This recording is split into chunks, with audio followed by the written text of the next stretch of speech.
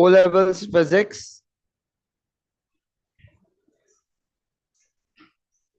5054। जो चैप्टर आज शुरू करने जा रहे हैं उसका नाम है आपके पास डिफॉर्मेशन।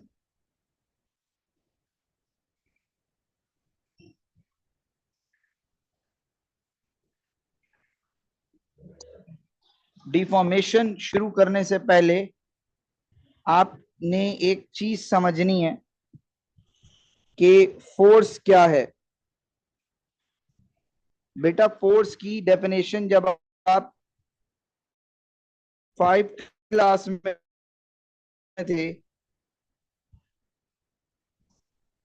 तो आपके पास थी, ठीक है।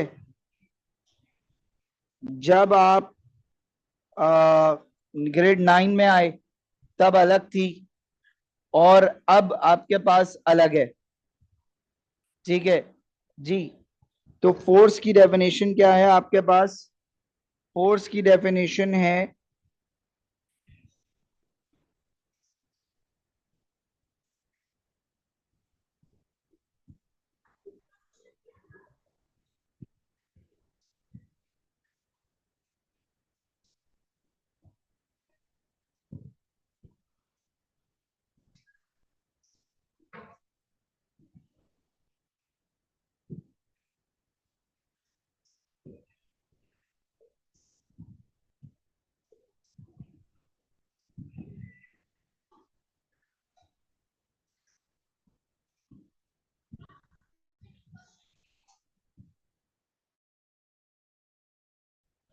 अच्छा जी। फोर्स की डेफिनेशन क्या है आज के बाद? Rate of change of momentum.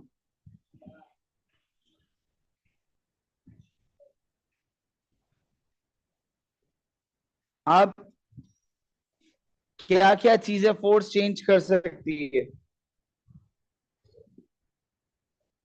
Factors, force size change कर सकती है, फोर्स शेप चेंज कर सकती है, फोर्स स्टेट चेंज कर सकती है। लेकिन जो चीज फोर्स चेंज नहीं कर सकती वो है जी मास।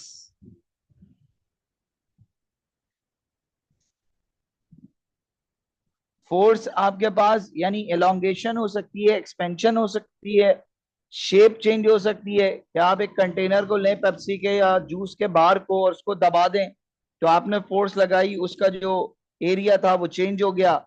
या स्टेट के आप गाड़ी चला रहे थे, आपने ब्रेक दबा दिया तो आपने ब्रेकिंग फोर्स की वजह से गाड़ी रोकी, या एक्सेलेरेटर दिया तो गाड़ी आगे की तरफ बढ़ी। ये वो चीजें हैं जो फोर्स चेंज कर सकती है। लेकिन फोर्स किसी भी सूरत आपका मास चेंज नहीं कर सकती है। क्या यहां तक बात समझ में आती है जी जोहेर? अब आपके पास आता है Hooke's law.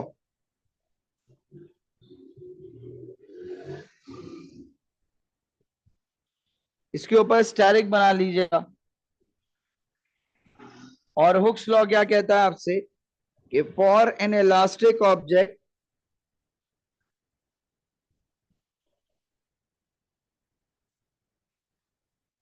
The extension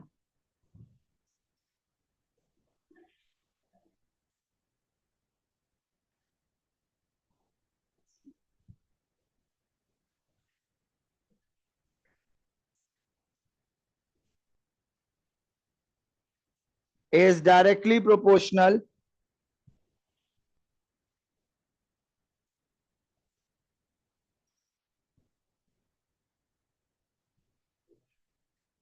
to the applied force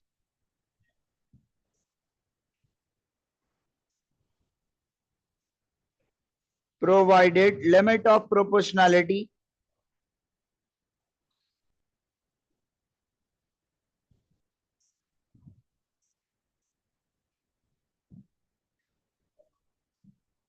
इसका दूसरा नाम है स्प्रिंग कांस्टेंट।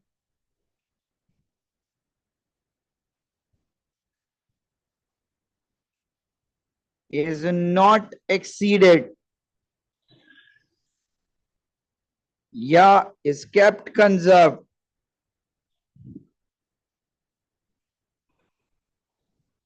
ये स्टेटमेंट एज इट इज लिखें.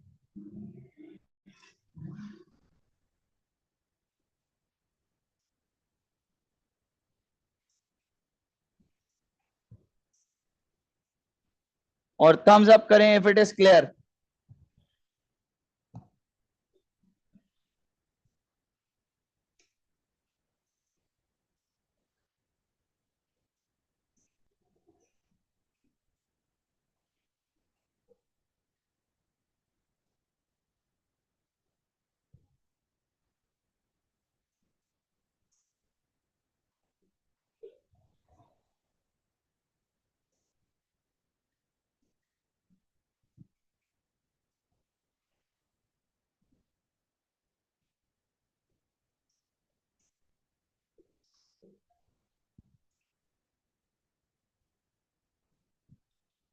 आगे चलें.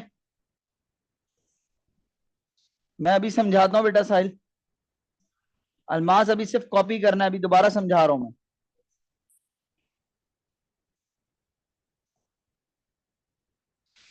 आपसे ये कह रहा है कि ये मेरे पास एक ऑब्जेक्ट है,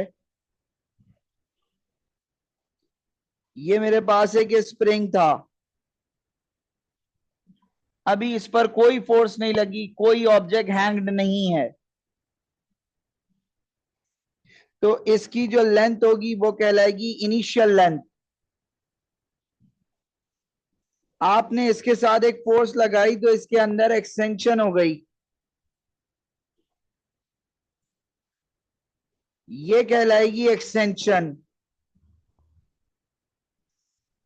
तो अब मेरा हुक्स लॉ क्या कह रहा है कि जितनी ज्यादा आप फोर्स लगाएंगे ये स्प्रिंग उतना ज्यादा एक्सटेंड करता चला जाएगा.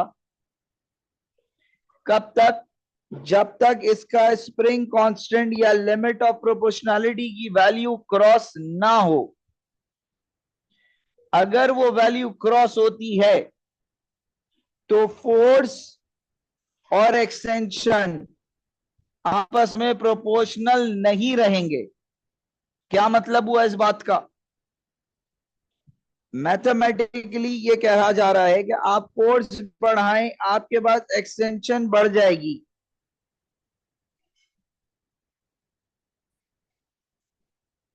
जब आप साइन ऑफ प्रोपोर्शनैलिटी को हटाते हैं तो आपके पास F इज इक्वल टू के इंटू ई आता है. इसमें F फोर्स है जिसका यूनिट न्यूटन है. ई आपके पास एक्सटेंशन है जो निकाला जाता है final length minus initial length, या और यूजुअली सेंटीमीटर में होता है. और के स्प्रिंग कांस्टेंट या लिमिट ऑफ प्रोपोर्शनैलिटी है. अब जरा इसको जरा देखते हैं, ये जो मैंने कहा क्रॉस ना करे उसका मतलब क्या है. मैं लेता हूं आपके पास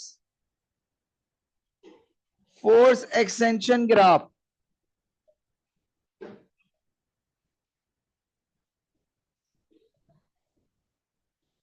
ऐसे स्ट्रेट लाइन शुरू किया यहां तक. अब इस लाइन का मतलब क्या है? आप फोर्स बढ़ा रहे हैं, एक्सटेंशन बढ़ रही है, ग्रेडियंट कांस्टेंट है, यानी ये और ये प्रोपोर्शनल है. जिस रेशियो से आप फोर्स बढ़ा रहे हैं उसी रेशियो से आपके पास एक्सटेंशन बढ़ रही है. कोई मसला? ये वो पॉइंट था जिस पॉइंट के बाद अब आपने जब फोर्स बढ़ाई तो एक्सटेंशन एबनॉर्मल हो गई. तो ये जो पॉइंट था ये कहलाएगा मेरा स्प्रिंग कांस्टेंट या लिमिट ऑफ प्रोपोर्शनैलिटी. क्या ये बात समझ में आती है जी? और ये हर ऑब्जेक्ट के लिए अलग अलग कांस्टेंट होगा।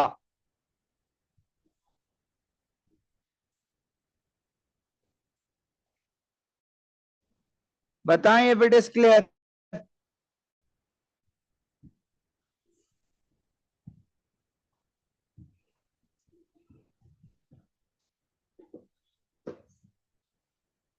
दोबारा सुन लीजिए ताकि जरा जहन में बैठ जाए। आपके पास, आपने क्या करा, आप फोर्स बढ़ा रहे हैं, जिस रेशियो से आप फोर्स बढ़ा रहे हैं उसी रेशियो से आपके पास एक्सटेंशन बढ़ रही है। तो आपके पास स्ट्रेट लाइन आती है, मुझे मैथ्स बताता ही है। एक पॉइंट आया जिसके बाद आपने अब जब फोर्स बढ़ाई तो अब एबनॉर्मल एक्सटेंशन आई। जो लास्ट पॉइंट था जिसके बाद आपके पास एबनॉर्मलिटी शुरू हो गई, यानी प्रोपोर्शनैलिटी खत्म हो गई, उस पॉइंट को कहा जाता है स्प्रिंग कांस्टेंट। क्या ये बात समझ में आती है?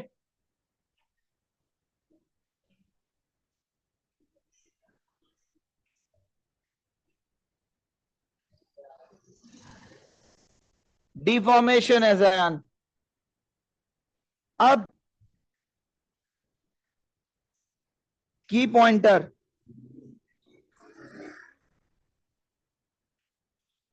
की पॉइंटर क्या है बेटा? कि द लास्ट लीनियर पॉइंट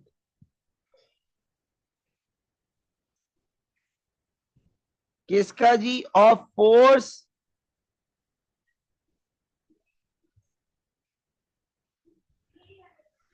ऐसा, दिस इज डिफॉर्मेशन।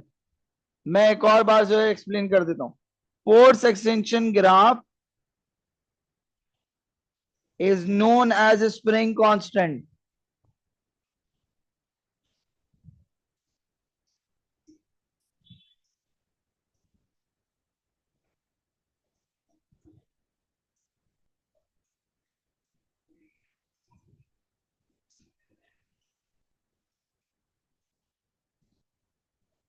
क्या मतलब? दोबारा सुकून से सुने, कांस्टेंट लाइन नहीं होगा। दोबारा सुन लें ताकि आपको समझ आ जाए। देखें भाई, मैं एक,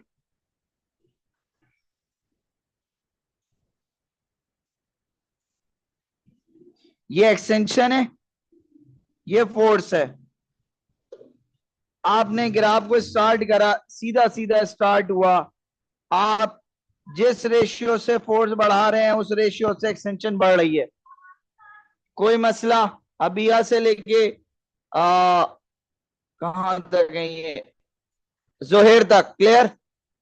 सिर्फ इतना बताओ कि जिस रेशियो से आप फोर्स बढ़ा रहे हैं उसी रेशियो से एक्सटेंशन आ रही है। थम्स अप कर दो, यस ना लिखो, बस यस थम्स अप कर दें। क्लियर है जी? यहां तक मैं फोर्स बढ़ा रहा हूं, मेरी एक्सटेंशन बढ़ रही है, प्रोपोर्शनल है।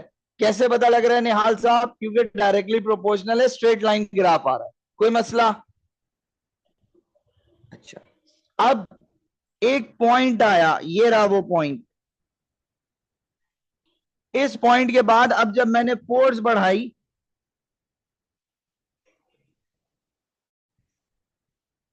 तो एक्सटेंशन को जाना चाहिए था डायरेक्टली प्रोपोर्शनल में, स्ट्रेट लाइन आगे, लेकिन ये हो गया कर्व। क्या मतलब? अब वो उस रेशियो से एक्सटेंड नहीं हुआ, या कम हो गया या बढ़ गया, वो जो रेशियो था वो आउट हो गया। तो ये जो पॉइंट है ये कहलाएगा स्प्रिंग कांस्टेंट। क्या ये बात समझ में आती है अब? जोहेर, अलमास,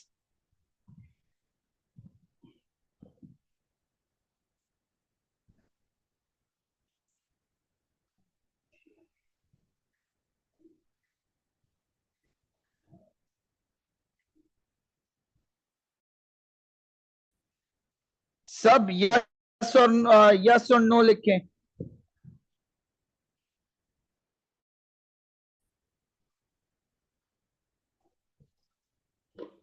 क्या यहां तक क्लियर है? अच्छा जी, Zoher and Almas, specially you both, spring constant देखो, स्प्रिंग है ये, स्ट्रिंग नहीं है। ईसा देखें, आपसे क्या कहा जा रहा है, दोबारा सुन लें। कि भाई वाई एक्सिस पर आपके पास फोर्स है, एक्स एक्सिस पर आपके पास एक्सटेंशन है, आप फोर्स बढ़ा रहे हैं, एक्सटेंशन बढ़ रही है, जिस रेशियो के साथ आप फोर्स बढ़ा रहे थे उसी रेशियो के साथ एक्सटेंशन बढ़ रही थी, and it was a straight line graph as per my O level maths. लेकिन एक पॉइंट ऐसा आया जिसके बाद इसको जाना चाहिए था स्ट्रेट लाइन में ऐसे, लेकिन उस ऑब्जेक्ट की एक कांस्टेंट वैल्यू थी, वो रीच हो गई, वो आ गई, उसके बाद एक्सटेंशन होगी। There is no such thing as extension ना हो, एक्सटेंशन होगी लेकिन वो स्ट्रेट लाइन में नहीं होगी, वो रैंडम हो जाएगी।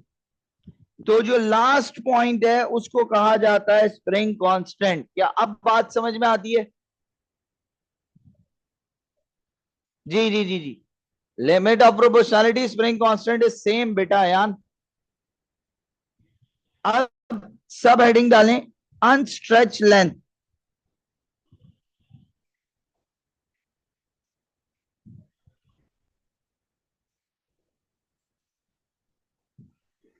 The length of the object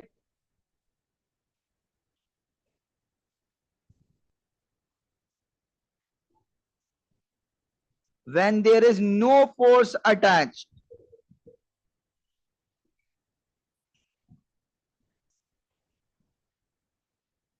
क्या मतलब हुआ इस बात का? इधर देखें,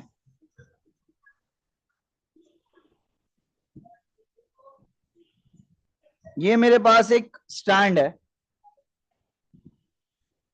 इस स्टैंड के साथ मैंने ये स्प्रिंग लगा दिया,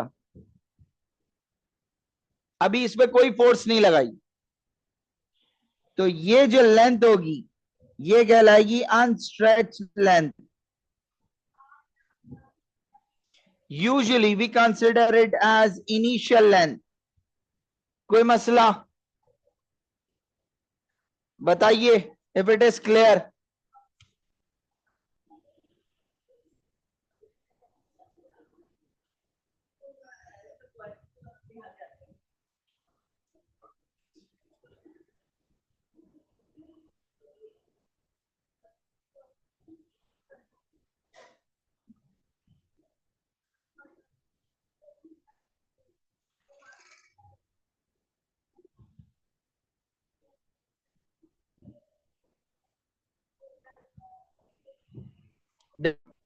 दोबारा सुन लें, मैं आपसे क्या कह रहा हूं कि आपने एक स्प्रिंग किसी ऑब्जेक्ट के साथ हैंग किया। अब जब आपने हैंग किया तो उसकी अपनी कोई ना कोई लेंथ होगी ना, ऐसा तो नहीं हो सकता वो 0 0 से स्टार्ट हो जाए। यहां तो एक्सटेंशन क्या है, 0। तो इनिशियल लेंथ जो होगी वो कहलाती है अनस्ट्रेच लेंथ। क्या अब समझ में आती है? Isa, Zayan, Sahil, Ibad and all other students thumbs up करें इफ इट इज क्लियर।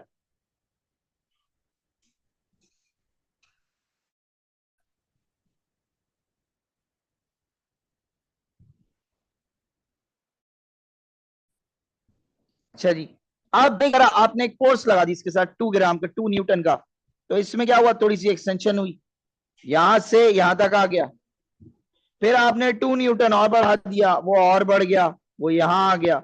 फिर आपने 2 न्यूटन और बढ़ा दिया, वो यहां आ गया। ये है एक्सटेंशन। क्या ये बात समझ में आती है कि एक्सटेंशन कहते किसको है? जब आप फोर्स बढ़ा रहे हैं यानी मासेस ऐड कर रहे हैं, तो आपके पास उस ऑब्जेक्ट, उस स्प्रिंग के अंदर एक्सटेंशन हो रही है। यहां तक बात समझ में आती है?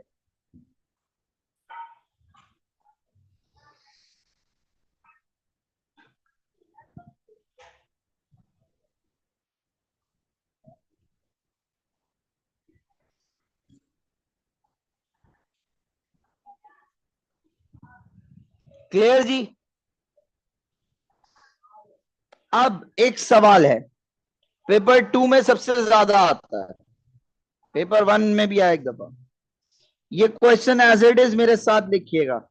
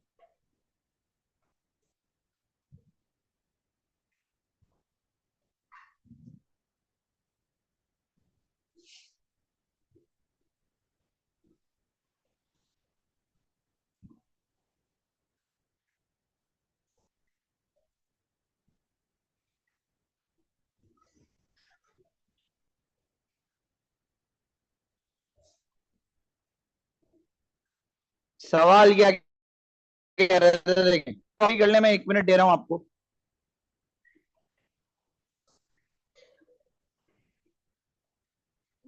सुकून से पहले कॉपी करें, क्योंकि ये क्वेश्चन मैं आप लोगों के साथ साथ करूंगा।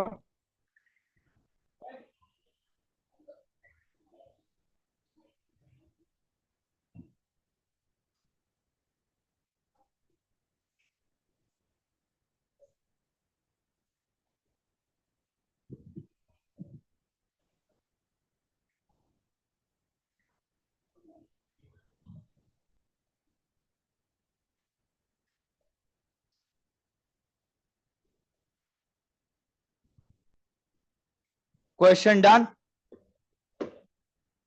आप इधर देखें,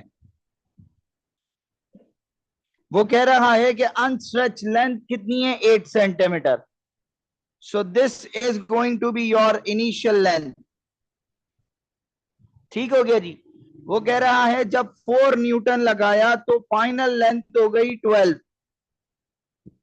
तो सबसे पहला काम तो आप करें, एक्सटेंशन निकालें, फाइनल लेंथ माइनस इनिशियल, यानी 12 माइनस 8 दैट इज कितना होता है, 4 होता है। 8 4 12, हाँ 4 सेंटीमीटर। ये है एक्सटेंशन कितने पे, 4 न्यूटन पे। कोई मसला? थम्स अप करिएगा अगर समझ आए, थम्स डाउन करिएगा अगर समझ में नहीं आए।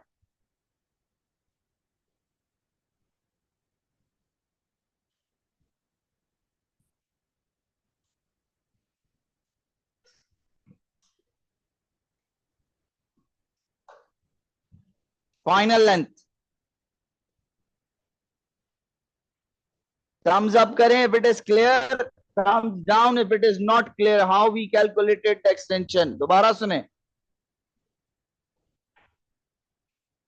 8 centimeter is your initial length, that was termed as unstretched length। जब आपने 4 न्यूटन लगाया तो the final length became 12 after extension। Isa this is clear? तो अब आपसे पहला पार्ट पूछा गया, एक्सटेंशन निकालें। आपने कहा फाइनल लेंथ माइनस इनिशियल, तो आंसर आया 4 सेंटीमीटर। क्लियर जी?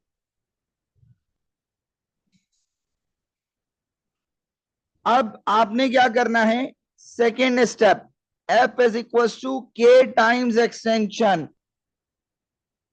आप के की वैल्यू निकालेंगे,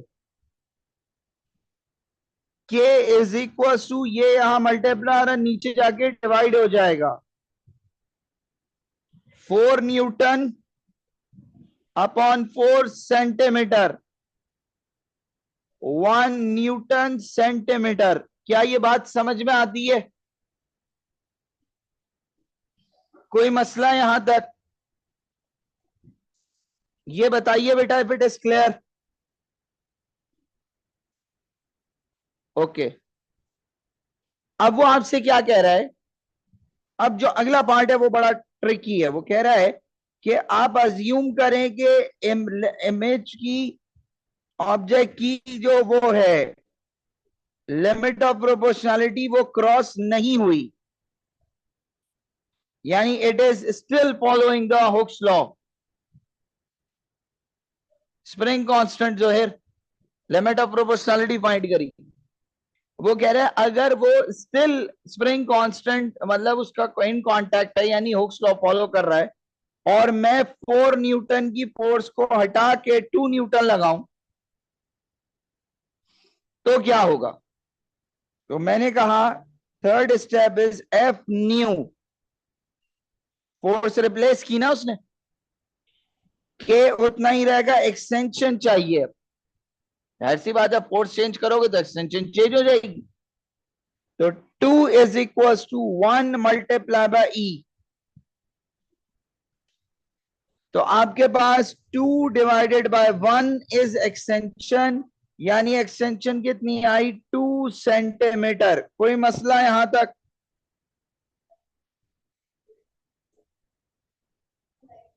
बताइए अगर ये क्लियर है तो।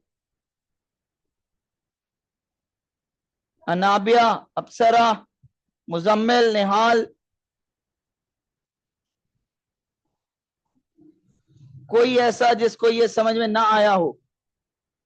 मल्टीप्लाई हो रहा है बेटा ईसा जी। अच्छा, अब आपने आखिरी पार्ट, अब आखिरी पार्ट पर आ गए। उसने आपसे एक्सटेंशन मांगी थी? नहीं, उसने तो आपसे कहा था कि मुझे फाइनल लेंथ दीजिए। तो आपने कहा extension is equal to final length minus initial. आपकी एक्सटेंशन कितनी आई है, 2। फाइनल लेंथ आपको चाहिए, इनिशियल लेंथ कितनी है, 8 सेंटीमीटर। अगर 8 यहां माइनस हो रहा है, उधर जाके क्या होगा, प्लस। तो फाइनल लेंथ कितनी आई आपके पास, 10 सेंटीमीटर।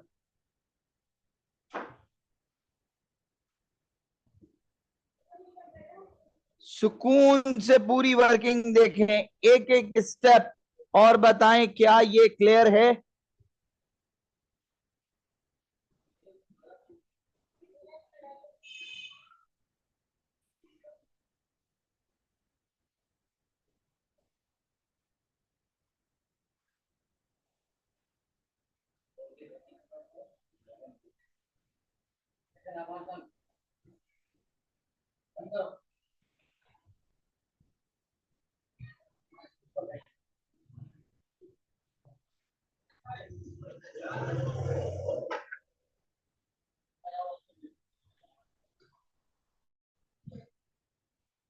डन। जोहेर दोबारा सुन लो। हाँ हाँ, साहिल वही किया भाई, लेकिन मैं तो एक एक स्टेप समझाऊंगा ना। पेपर में अगर घुमा के आ गया तो फिर क्या करोगे? दोबारा सुन लें। वो कह रहा है एक ऑब्जेक्ट है जिसकी अनस्ट्रेच लेंथ है 8 सेंटीमीटर, यानी इनिशियल। वो आपसे क्या कह रहा है, जब 4 न्यूटन लगाया गया उसके साथ, तो उसकी फाइनल लेंथ हो गई 12। अब वो क्या कह रहा है आपसे कि स्प्रिंग कांस्टेंट चेंज नहीं हुआ, यानी it is still following Hooke's law, it will be a straight line graph. वो कह रहा है अगर मैं 4 न्यूटन हटा दूं और उसकी जगह 2 न्यूटन लगाऊं, तो फाइनल लेंथ क्या होगी? सवाल समझ आया जोहेर? अब इसको सॉल्व कैसे करा? सबसे पहले एक्सटेंशन निकाली, 12 में से 8 माइनस करके।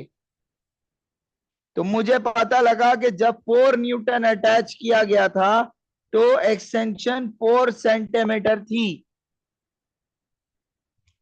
क्लियर जी? फिर मैंने स्प्रिंग कांस्टेंट निकाला।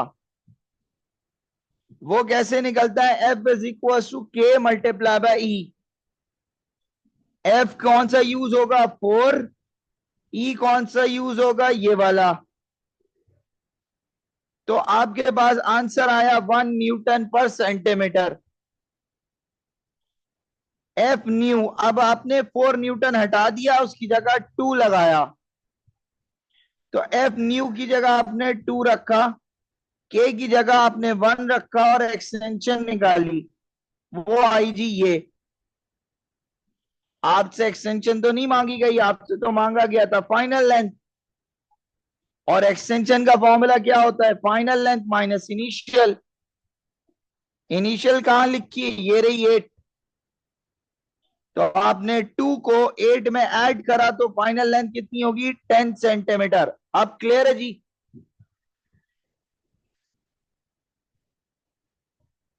ये सवाल ही गलत हो जाता फिर आयान, ये सवाल ही नहीं कर सकते थे आप।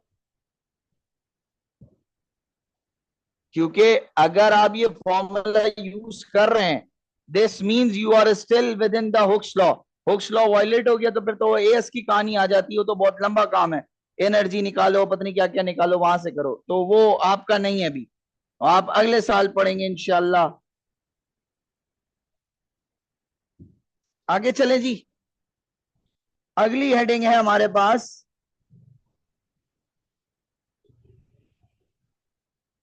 Spring combinations.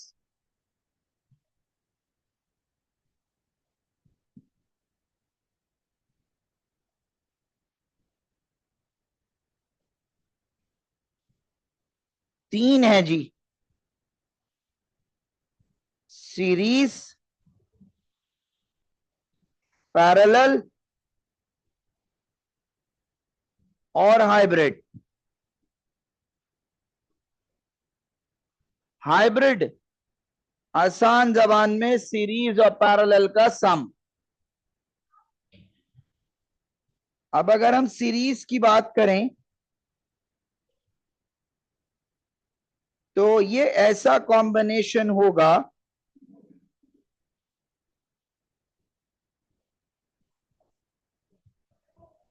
जिसमें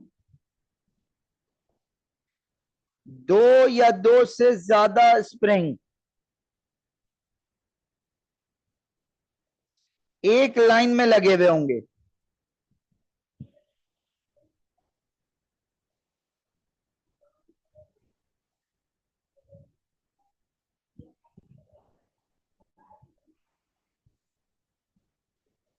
सर फहद डायग्राम कैसे होगी?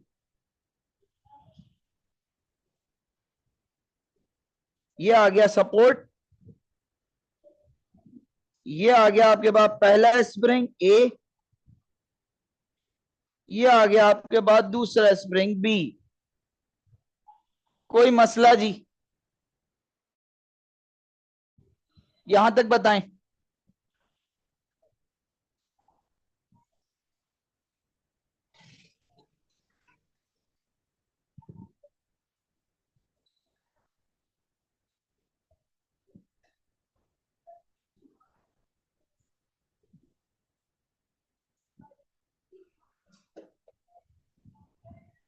यार जब तुम लोग नो लिखते हो ना तो मुझे मेरा दिल बंद हो जाता है कि तुम लोगों को समझ नहीं आया। तो यस लिखा करो या थम्स अप किया करो, नो लिखते हो दिल हिल जाता है, पता नहीं कैसा। वैसी ऑनलाइन की क्लासेस समझ नहीं आ रहा होता इतना। क्लियर है जी ये? ओके। अब इसकी कुछ कैलकुलेशंस हैं, लेकिन आप लोग लकी हैं, आप लोग बच गए हैं, ये एएस में आएंगी आपके पास। इसमें आपने एक चीज याद रखनी है, वो क्या है कि for lesser amount of force extension will be greater.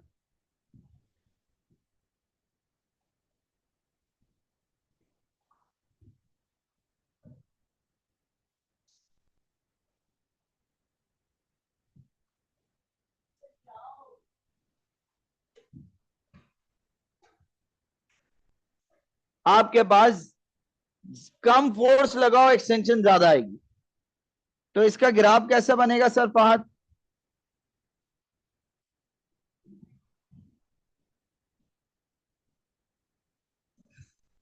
X axis पे रखो एक्सटेंशन, वाई एक्सिस पे रखो force.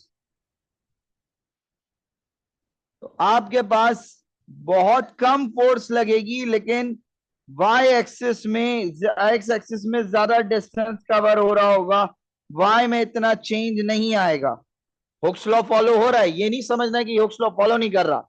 If it is a straight line it is following Hooke's law.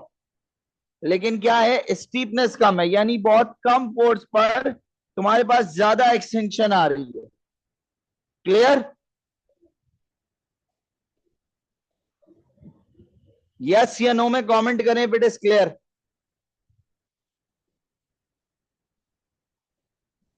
साहिल दोबारा सुन लो। देखें, पहले आपने जब इसको एक्सटेंड किया तो पहले ये एक्सटेंड होगा, फिर ये एक्सटेंड होगा। एक फोर्स पर दो दफा एक्सटेंशन मिल रही है। तो आपके पास फोर्स कम लगेगी, एक्सटेंशन ज्यादा हो रही है, मैं ये कह रहा हूं। अब क्लियर है? साहिल, फाइक,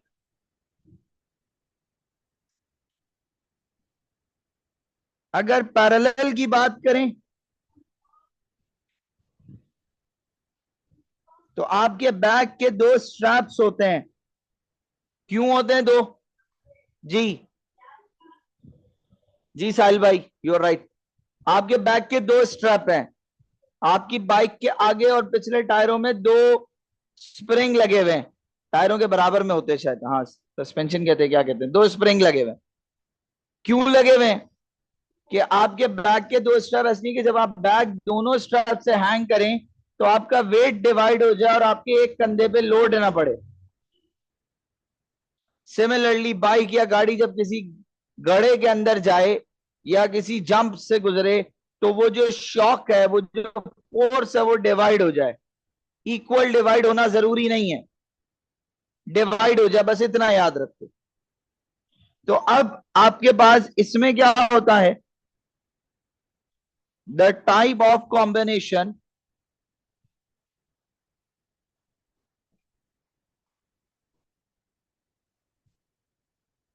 in which two or more than two springs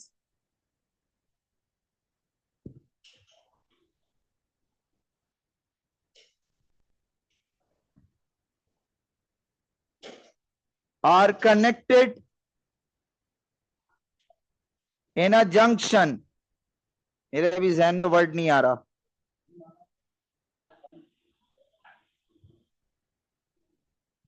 एक स्प्रिंग ऐसे आ गया, एक स्प्रिंग ऐसे आ गया, ये था ए, ये था बी। अब दोनों में लोड डिवाइड हो गया, शेयर हो गया। तो इसका ग्राफ कैसे बनेगा?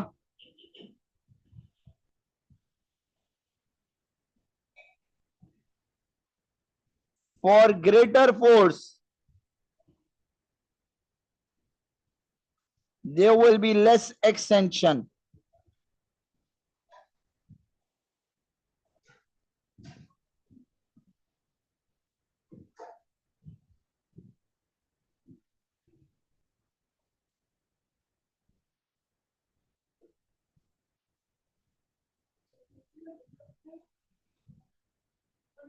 अब इसका ग्राफ कैसे बनेगा?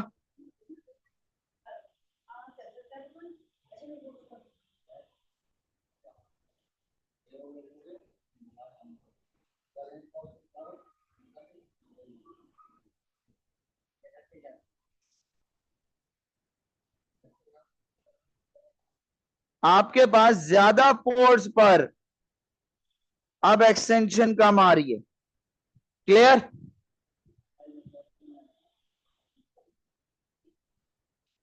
क्या ये बात समझ में आती है? काइंडली रिस्पॉन्ड करें सब। अशल, पानी ला दो।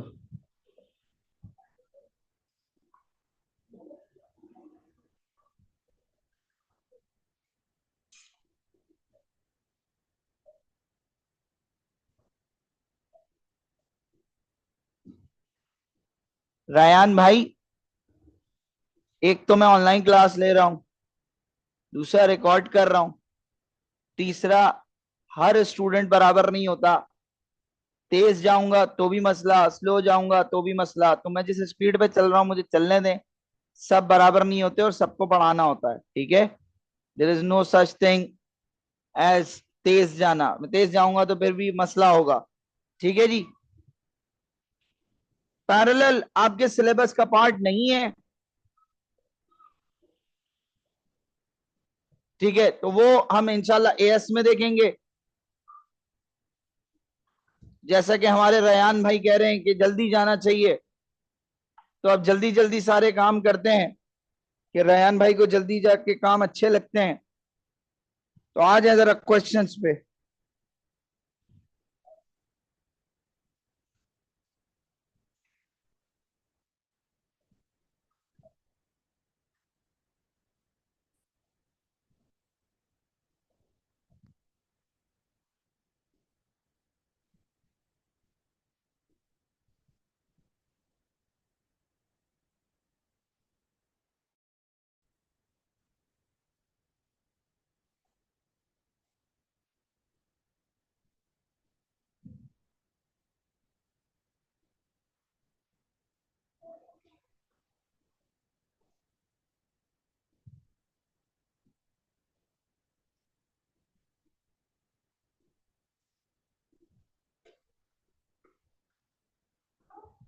एक सेकंड रुकिएगा।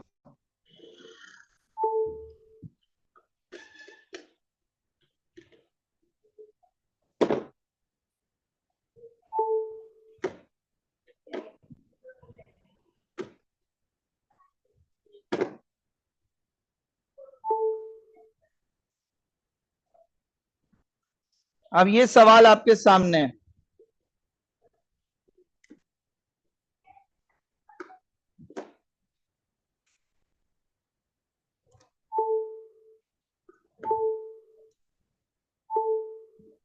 वो आपसे ये कह रहा है कि चार ग्राफ्स हैं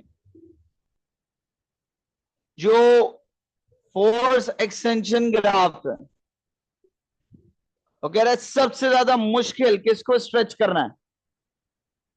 आप फोर्स बढ़ा रहे हैं, एक्सटेंशन बढ़ रही है, जिसमें सबसे ज्यादा फोर्स लग रही है लेकिन वाई एक्सिस पर चेंज नहीं आ रहा, वो है डी, हार्डेस्ट। अगर इस सवाल को चेंज करें थोड़ा सा और मैं आपसे ये कहूं कि भाई इजीएस्ट कौन सा है, तो आसान आंसर होगा ए। अगर मैं आपसे ये कहूं कि कौन सा ऐसा है जो एबनॉर्मल है, यानी जो हुक्स लॉ से डेविएट कर चुका, स्ट्रेट लाइन नहीं है, वो ये दोनों है।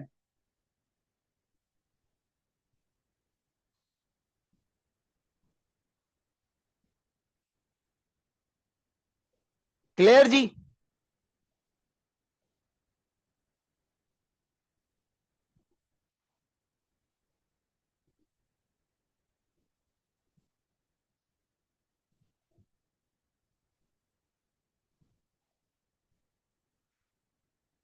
वो कह रहा है an extension load graph is plotted to show the results of increasing the load on a spring which point marks the limit of proportionality for this spring। वो ये कह रहा है आपसे कि आप फोर्स बढ़ा रहे हैं, एक्सटेंशन बढ़ रही है, स्प्रिंग कांस्टेंट कहां है, last linear point O level physics के लिए, नट इज बी, जिसके बाद कर्व हो गया। क्लियर।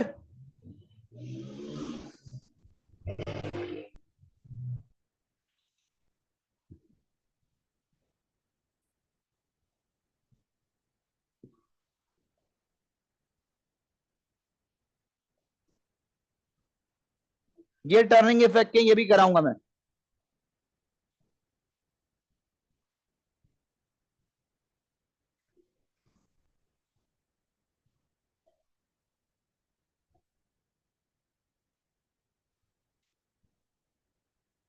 आ जाए जी आपके पास अगला। वो आपसे कह रहा है कि the figure 1.1 shows how the length of the spring, अच्छा ये एक्सटेंशन नहीं है, लेंथ है, ये याद रखिएगा। Applied to the force, applied force और लेंथ का ग्राफ है। Determine the length of unstretch spring. तो अगर आप देखें जब फोर्स की वैल्यू 0 है उस वक्त लेंथ है 11 सेंटीमीटर। कोई मसला। how the graph shows that the limit of proportionality is not reached, या वो दूसरे उस समय वो ये भी पूछ सकता था कि describe how the graph shows that it is following Hooke's law, there is no curve। तो आप लिखेंगे straight line। अच्छा एक बात और सुन लीजिएगा क्योंकि ये रिकॉर्डिंग भी हो रही है और ये अभी यूट्यूब पे भी आएगी, ठीक है। तो मैं वर्ड्स लिखूंगा, मुझे आगे ज्यादा सवाल कराने, आप पूरे पूरे सेंटेंस लिखेंगे, आप वर्ड्स मत लिख दीजिएगा, ठीक है जी। ये उसका वो हो गया, अभी छोड़ दें इसको। ये मोमेंट का सवाल आ गया, मोमेंट का है। अच्छा जी। Figure 3.1 shows a man using a chest expander to increase the strength of his arm। ये कोई चीज होती होगी, वो कह रहा है आपके पास द चेस्ट एक्सपेंडर में be considered as a single spring, एक स्प्रिंग है।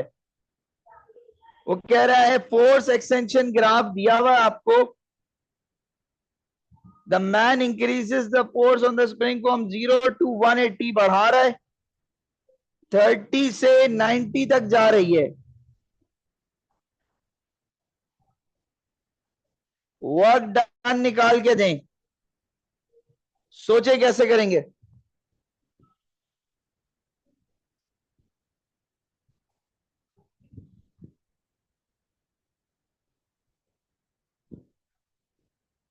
कोई बता सकता है? रेयान साहब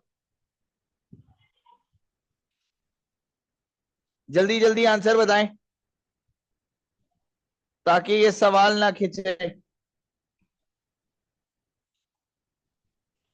आंसर बताओ रेयान, आमना, अप्सरा, ईसा, जल्दी बताओ यार, मुझे वर्किंग करके दो। मुजम्मिल 1800 आया तो कैसे आया? अनाबिया, वर्क डन का फॉर्मूला क्या होता है? Force into distance. तो फोर्स कितनी लोगे? हाँ एक्सटेंशन डिस्टेंस है, ठीक है। फोर्स 90 और डिस्टेंस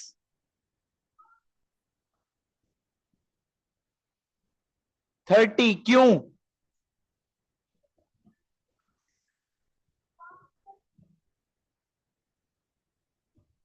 30 सेंटीमीटर क्यों लोगे साहिल, मुजम्मिल? जीते रहो। 30 सेंटीमीटर एक्सटेंड हुआ है, ये डिस्टेंस है, ये फोर्स है। तो आपके पास वर्क डन का फॉर्मूला क्या हुआ? फोर्स इंटू डिस्टेंस, 30 × 90 तो 1800। नहीं ना, 39 से कितने होते? तुम लोग क्या पागल हो यार, क्या अजीब, मुझे भी कंफ्यूज करते हो। 2700 जूल्स। बेसिक मैथ्स है। मुजम्मिल ने किसने लिखा था, किस अंग्रेज ने लिखा था 1800? कहाँ है मुजम्मिल? गलती हो गई, यू आना है। वो कह रहा है 20 एक्सटेंशन हुई है 1 मिनट में, और पावर निकाल के दें। चलें, की एनर्जी पावर है, छोड़ें, बात करेंगे।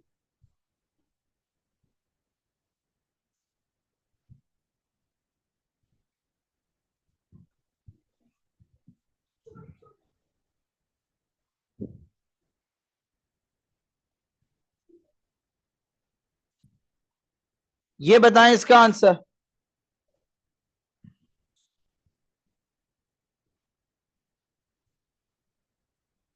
आपके ख्याल से क्या हो रहा है?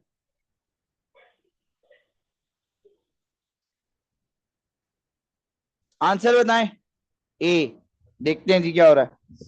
आप फोर्स बढ़ा रहे हैं, एक्सटेंशन सुकून से बढ़ रही है इस जगह तक। फिर आपने फोर्स बढ़ाई, एकदम से एक्सटेंशन बढ़ गई, तो ये इजियर हुआ या हार्डर हुआ? अनाबिया,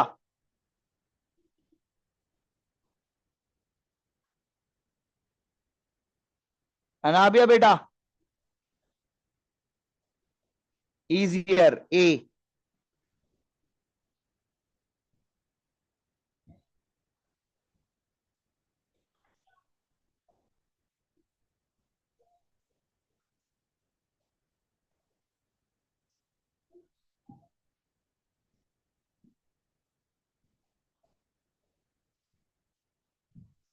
ये सवाल अब, एक स्प्रिंग है जो कि 6 सेंटीमीटर एक्सटेंड होता है जब 15 न्यूटन लगाया जाता है। ठीक है जी, 3 स्प्रिंग 90 न्यूटन सपोर्ट कर रहे हैं।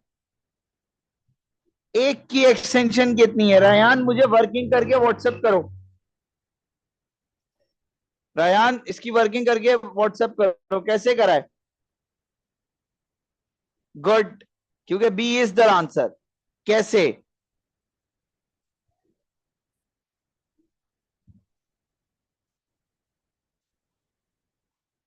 जीते रहो। 90 डिवाइड बाय 3, पैरेलल है, एक्सटेंशन डिवाइड हो जाएगी। क्लियर जी ये बात? किसी को इसमें मसला है, यस या नो, तो फिर बताएं। रयान ने तुमसे कहा है कि व्हाट्सएप करो बेटा, कंप्लीट वर्किंग।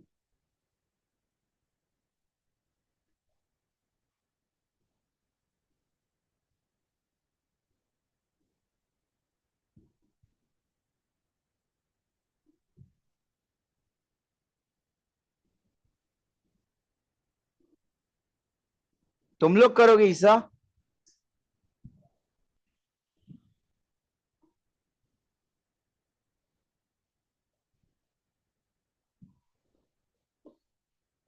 मुझे इसकी वर्किंग करके भेजो सब। आयान ट्राई करो ना, पैरेलल है, 3 स्प्रिंग, अगर एक का आप एक एक्सटेंड कर रहा है जब 15 न्यूटन है, 90 पे होगा तो क्या होगा ये पूछा है, उसको 3 से डिवाइड कर देना फिर। हाँ,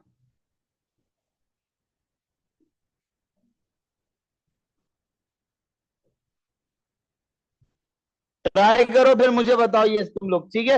मैं मुझे एएस की क्लास शुरू करनी है, आज की क्लास यहीं तक कर रहा हूं मैं, इसकी वर्किंग मैं आपके उस पर भेज दूंगा व्हाट्सएप ग्रुप्स पे। ठीक है जी, अस्सलाम वालेकुम।